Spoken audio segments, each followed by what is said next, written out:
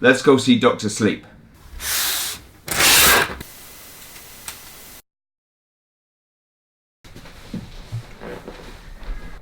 Doctor Sleep is a sequel to the movie The Shining. It's written and directed by Mike Flanagan, based on a book by Stephen King. It's really good. It's a slow and thinky movie rather than what is more popular at the moment in horror, where it's more like jump scares. More like a roller coaster, where they're more concerned with like the moment, getting you to actually flinch, rather than the movie staying with you and you thinking about it later when you've gone home. Now, I haven't read either books. I haven't read The Shining and I haven't read Doctor Sleep. But I really love the movie The Shining. And this is an excellent sequel. And the main reason that it's so good is because of the performances by our three main characters. First of all, we've got Ewan McGregor, who plays an adult version of the child from the movie The Shining. He is brilliant, quiet, powerful, considered, and very damaged in his portrayal. And he really carries the whole movie. His arc and his development as a person is really what we're following as we go through. Also, we've got Kylie Curran, who is a young actress, but even though her part is very demanding, really, when you consider what she's going through, she is emotional, but not irritatingly so, and particularly she's believable, which of course is the key thing. And we have Rebecca Ferguson, who is excellent as our main bad guy. She is genuinely menacing, both in her approach and her demeanour to what she wants to do and what she wants to achieve, but also in the performance of her abilities. And that makes her a believable and genuine threat. The performances are helped by an excellent script and direction.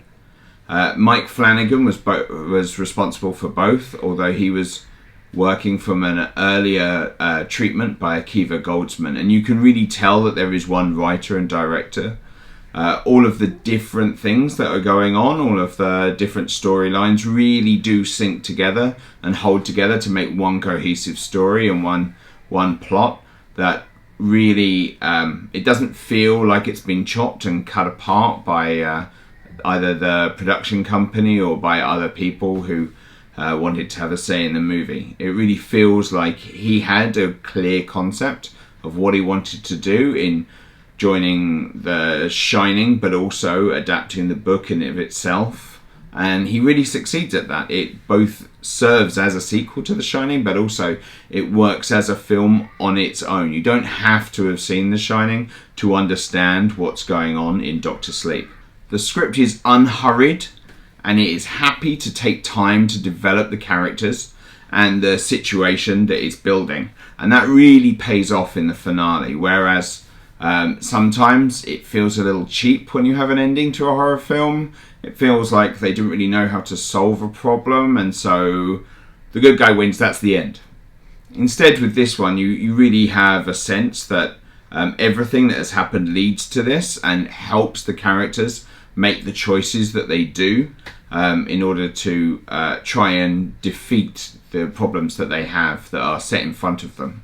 One of the things that I really like that Mike Flanagan did was that he made really brave decisions, especially when it comes to the horror aspects of the film. When showing us the bad guys doing bad things, he didn't cut away. He had the camera square on, looking straight at what was going on. And he doesn't let you look away. He doesn't give you that. He makes it quite uncomfortable, to the point where I actually thought a couple of scenes, they're not going to actually show that, are they? They're going to cut away at the last minute. But no, he made you see what was happening. And the film is better for it. The people that we're not supposed to like, the bad guys, are like normal people in many ways. But what they do is horrific. And so he reminds you that even though they seem like your average person, chatting, having conversations, forming relationships, that actually what they're doing is absolutely evil. And so that really helps pay off towards the end of the film. And it's a better film for him making you feel uncomfortable on a couple of occasions whilst the story's going on. At its core, what this film is it's about a man dealing with his demons, both literal and metaphorical. And that, for me, is why the film succeeds. I genuinely liked Ewan McGregor's character. I enjoyed following him. His decisions made a lot of sense to me. It was believable that he would do the things that he did when he did them. And really, that carries the film and really makes it one of the best horror films I've seen all year. Here are the 3 things I really liked about the movie. Number 1, the actors' performances. They are excellent. Number 2, the finale. It really made sense. I really liked what they did. People have told me that it's changed from what happened in the book. Of course, I don't know because I haven't read the book. But I really liked what they did. I thought it had tension. I really cared about what was going on. I found it really exciting. Number 3, the core story of Doc. Ewan McGregor, great casting choice, great performance. Really loved his arc. Fantastic.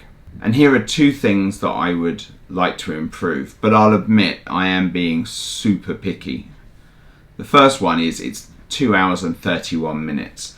And because it's shot in a very sort of slow, methodical manner, it really feels its length. That does help the movie. It succeeds a lot because of that, but you might find that it feels a little bit long. Secondly, recasting characters is always controversial. Now, I liked the people that they cast when they had to recast, and it didn't bother me at all. However, I have some friends who have mentioned that they found it off-putting and they didn't really like it, and they thought possibly they could have filmed the story another way so they didn't have to recast those people. Did the movie achieve what it set out to do? I think yes. It works as a sequel. It works as a story in its own right. It's effective. It's moving. It's frightening in places. I think it's all over fantastic. And would I recommend it? Yes, absolutely.